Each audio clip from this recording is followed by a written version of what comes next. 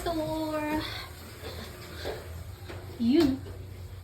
So, ito nga pala yung dati siyang doon nakalagay. Tapos, nilipat ko dito. Dayan, medyo maliwalas na tignan. Tapos, yung hangiran doon, ay nilagay ko doon.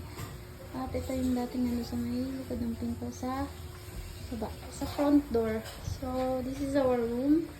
My room na medyo makalap pa. Ayan. Yung ibang gamit dito ay nilagay ko dun sa kabilang room. Dito sa room ng aking black kiss. Ayan. So, this is his bed. And yung ibang gamit dito, since wala na yung aking border, ay nilagay ko dito. Ayan. Diyan ko tinamba. Kasi yung aking baby girl ay ayaw pa niyang bumukod sa amin. So, ayan. Napakaliit lang ng aming house. Tiny house. At dito ko sinasampa yung mga damit na nilalabahan ko. Hi, neighbors! Ayan.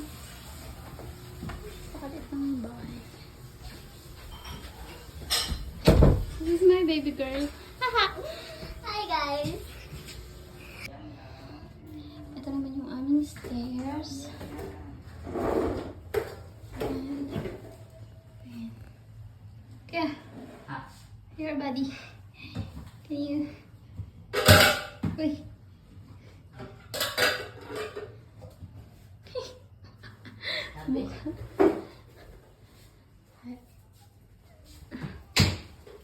This is our tiny kitchen.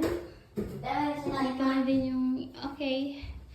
Dito na din yung aming table, dining table. At, front door. So, pag nakabili kami ng washing dito ko, plano ilagay under the stair. That's it. Ito, ganda sana ko wala to no? Kasi medyo malawak pa dun sana. Kasi ito ay CR ng kabilang bahay. Magkapatid ata yung may-ari nito, tapos pinaghati. Hati sana to. Kaso, ginawa daw nilang CR to nung walang nakatira dito. Sabi lang. So, ayun. At ito naman yung aming tiny bathroom. So, ayan. Saka small lang. Pang isang pamilya lang talaga. And pag may budget na din kami, plano ko dito palagyan ng cabinet. So, dyan. Sana pumaldo na tayo. Pumaldo! Tapos dito, yung ref.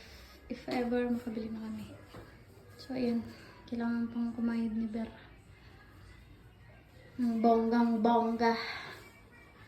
Para kabili na tayo ng appliances. So, sa ngayon, wala na kaming ibang obligasyon. Hindi dito lang. Sarap pala nung ganito, no? Yung pamilya mo lang talaga yung iisipin mo. Wala nang iba. So, comment kayo guys kung anong magandang kulay dyan. I think, ano din. Tulad din ito. Magandang kulay dito sa stair. Ayan. Pakaliit lang ang bahay namin. Ito yung napundar namin mag-asawa nung nag-abroad ako. So, ilang years din kami nangarap na magkaroon ng sariling bahay kasi pag dito sa city, napakahirap pag nangungupahan ka lang. Kahit anong laki ng kinikita mo. So, ayun lang guys. Say bye yan. Bye-bye. Bye.